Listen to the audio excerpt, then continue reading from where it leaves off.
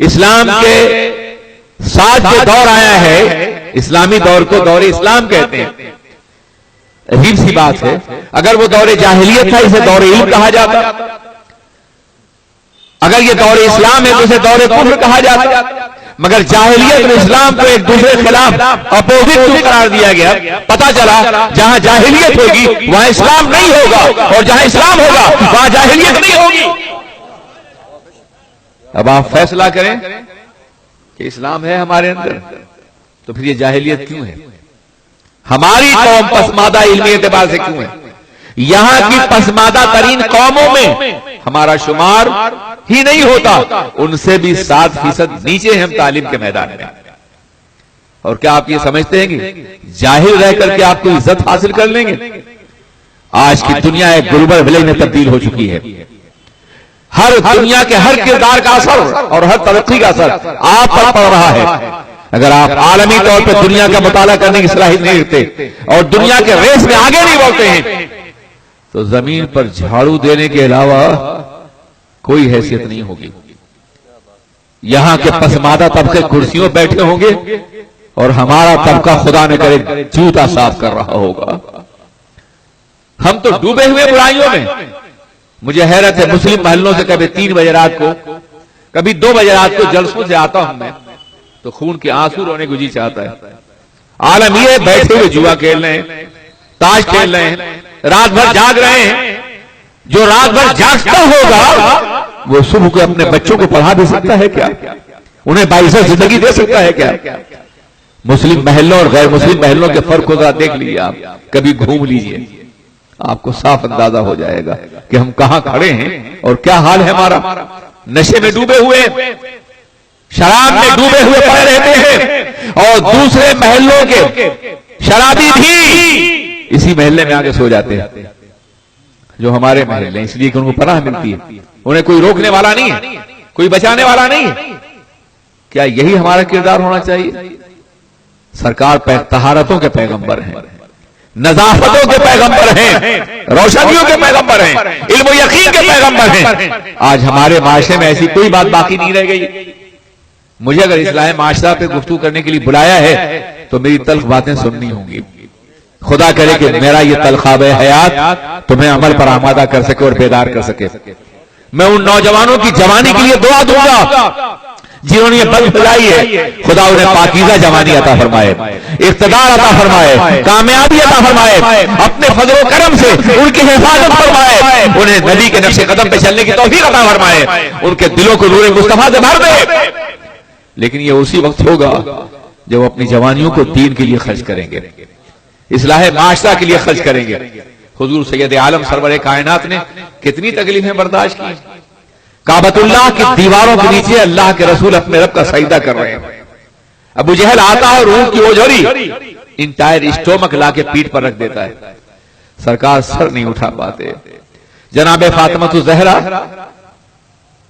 سیدۃ النساء ننھی سی شہزادی ہیں، وہ دیکھتی ہے اپنے باپ کی اس حالت میں تو اپنے ہاتھ سے دھکا دیتی ہیں، اوجھڑی گر جاتی ہے. سرکار سر اٹھانا چاہتے ہیں، کہنا چاہتی ہیں جناب فاطمہ تبن لے ابی جہل، ابو جہل کے لیے تباہیوں کے سرکار خاموش فرما دیتے ہیں، ہونٹوں پہ ہاتھ رکھتے ہیں. بیٹی میں اپنی قوم کے لیے زحمت بنا کے نہیں رحمت بنا کے بھیجا گیا ہوں. یہ تکلیف کیوں برداشت کی جا رہی تھی؟ یہ زحمت کیوں دوبارہ کی جا رہی تھی؟ اگر وہ چاہتے تو کعبۃ اللہ کی دیواروں میں نیچے دعا کرتے جن کے نظر اٹھنے سے قبلہ بدل سکتا ہو، کائنات کی قیادت بدل سکتی ہو، وہ ہاتھ اٹھاتے تو لوگ مسلمان ہو جاتے. مگر درد اور کا یہ شعور تو نہ ملتا، زحمتیں برداشت کرنے کی تعلیم تو نہ ملتی، اسلام کے نام پہ خود کو قربان کرنے کا جذبہ تو نہ ملتا. وہ تو زندگی دینے کے لیے آئے تھے، مختار تھے میرے آقا. آپ اندازہ فرمائیں اللہ کا انتخاب ہے، اور جو اللہ کا انتخاب ہوگا بے بس نہیں ہوگا. وہ انگلیاں اٹھاتے تو ماحول کا نقشہ بدل جاتا.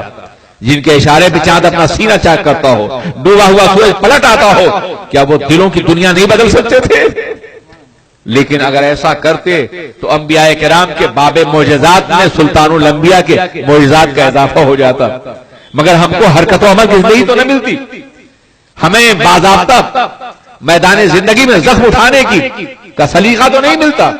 پیغمبر کی زندگی بتا رہی ہے کہ انہی پتھروں پہ چل کے اگر آ سکو تو آؤ، انہی پتھروں پہ چل کے اگر آ سکو تو آؤ، میرے گھر کے راستے میں کوئی کہکشاں نہیں ہے۔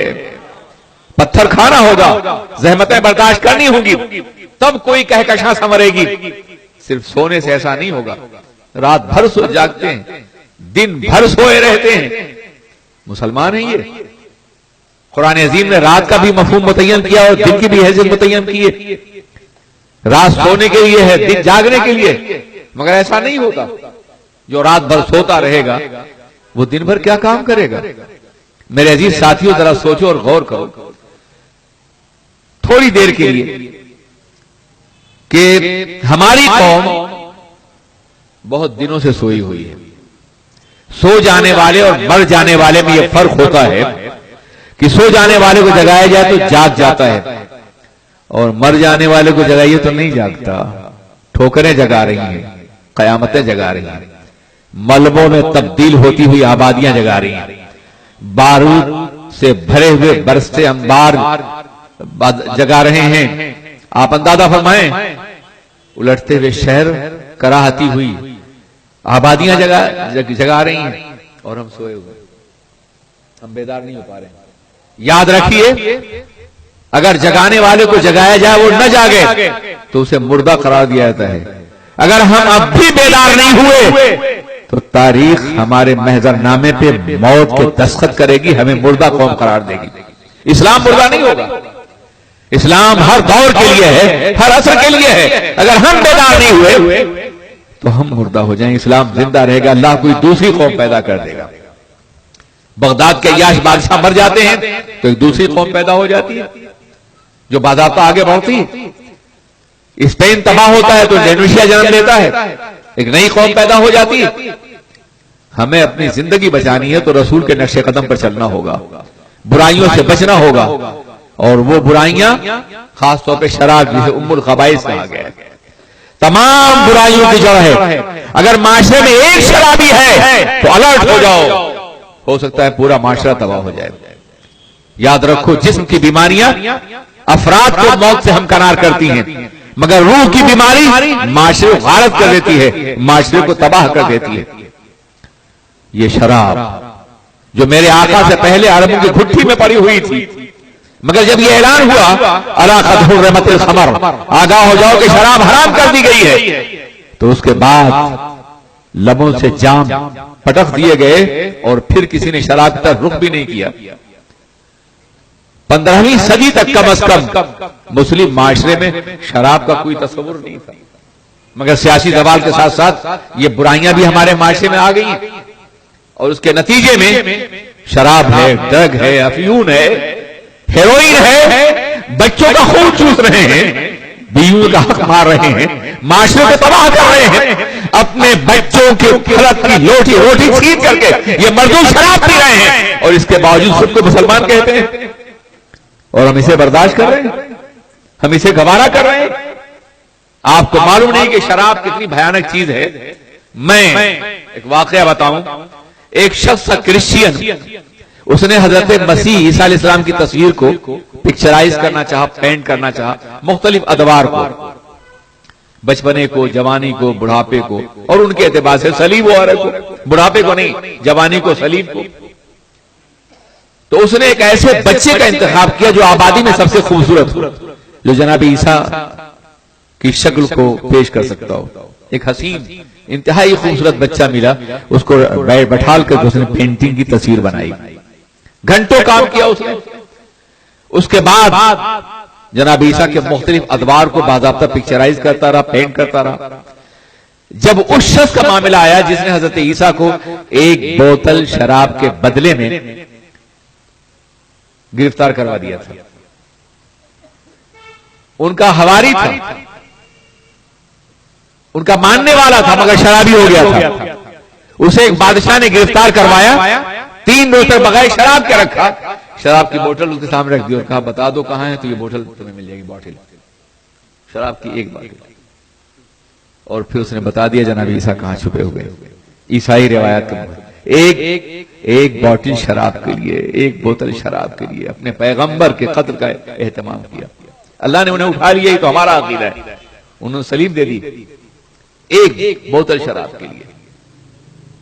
جب اس کی تصویر بنانے خیال ہے کہ ہم اس منحوس آدمی کی تصویر بنائیں جس نے جناب عیسیٰ کی مخبری کی تھی، تو اس نے پھر ایک آدمی تلاش کرنا شروع کیا. سڑک پر بغل میں شراب کی بوتل دبائے لڑکھڑاتا ہوا ایک انتہائی کریہ المنظر، انتہائی بدصورت آدمی ملا. کہا یہ ٹھیک ہے، یہ اس کی تصویر کے لیے اس کو بٹھالا، اور بٹھالنے کے بعد اس کی تصویر بنانی شروع کی. ہوش میں نہیں تھا. جب ہوش آیا تو ابھی آسی تصویر بنی تھی، ہوش آیا کہا کہ تم نے میری ایک تصویر اور میرے بچپنے میں بنائی تھی. سن رہے ہیں آپ؟ سمجھ گئے کہ نہیں یار؟ یہ وہی بچہ تھا جو جناب عیسیٰ کا پاکیزہ بچپنا عشق پیش کر رہا تھا، اور آج عیسیٰ کے قاتل اور غدار کی تصویر بنا ہوا ہے شراب کی بنیاد پر. یہ شراب معاشرے کو تباہ کر دیتی ہے، ماں باپ اور بچوں کے حقوق کو مٹا دیتی ہے. یہ نشہ غارت کر دیتا ہے معاشرے کو. اس لیے اگر کوئی ایسا ہے تو خدا را آج کی شب توبہ کر لے حضرت کے ہاتھوں پر، ان کا روح زیبا دیکھ کر کے، اور پھر اس بات کا وعدہ کر لے کہ آج یہ جام شراب یا کوئی بھی نشہ کی چیز ہمارے پاس نہیں آئے گی، ہمارے قریب نہیں آئے گی. اگر طبی اور میڈیکل سائنس کے اعتبار سے بتایا جائے تو آج یورپ میں کوئی بھی مریض آتا ہے تو سب سے پہلے پوچھا جاتا ہے شراب پیتے ہو؟ ہارٹ کا مریض ہو، دل کا مریض ہو، جگر کا مریض ہو، پھیپھڑے کا مریض ہو، کوئی مریض ہو، پہلے شراب کے بارے میں سوال ہوتا ہے. جتنی بیماریاں ہیں ان میں 50% سے زیادہ بیماریاں شراب کی بنیاد پر ہوتی ہیں. مجھے یاد ہے کہ میں شراب کے حوالے سے ایک تقریر کر رہا، سیمینار تھا بریڈفورڈ یونیورسٹی میں، تو میں یہ کہہ رہا تھا شراب موت ہے، زندگی نہیں ہے. تو ایک اسٹوڈنٹ کھڑا ہوا، اس نے کہا کہ سر کیا کہہ رہے ہیں آپ کہتے ہیں شراب موت ہے. جو قومیں شراب نہیں پیتی وہ مر رہی ہیں، ہم تو شراب پیتے ہیں، ہم تو زندہ ہیں. میں نے کہا جھوٹ بولتے ہو، تم شاید تاریخ تم نے پڑھی نہیں ہے. جب تم شراب نہیں پیتے تھے یا کم پیتے تھے تو تمہارے اقتدار کا سورج ڈوبتا نہیں تھا، اور آج تمہارے ملک میں سورج نکلتا نہیں. سمٹ گئے ہو تم، سب سمٹ گئے ہو تم. عذاب آ رہا ہے قریب. قوموں کا عذاب ایک دو دن میں نہیں آتا ہے، صدیوں میں آتا ہے. میں نے کہا ہم نے بھی کچھ برائیاں کی تھی عباسی، اموی اور مغلوں کے دور میں. کم و بیش 1200 سال کے بعد زوال آیا ہے. ابھی تو تمہیں 300 سال حکومت کرتے ہوئے ہو گیا ہے. اس خوش فہمی نہ رہو کہ تم شراب پی کے بھی زندہ رہ جاؤ. شراب موت ہے، قوم کی بھی موت ہے، افراد کی بھی موت ہے، خاندان کی موت ہے، اور دل کی بھی موت ہے، گردے کی موت ہے، معدے کی موت ہے، دماغ کی موت بھی ہے. اور شراب کا سب سے زیادہ نقصان جانتے ہو کیا ہوتا ہے؟ عمر کم ہو جاتی ہے.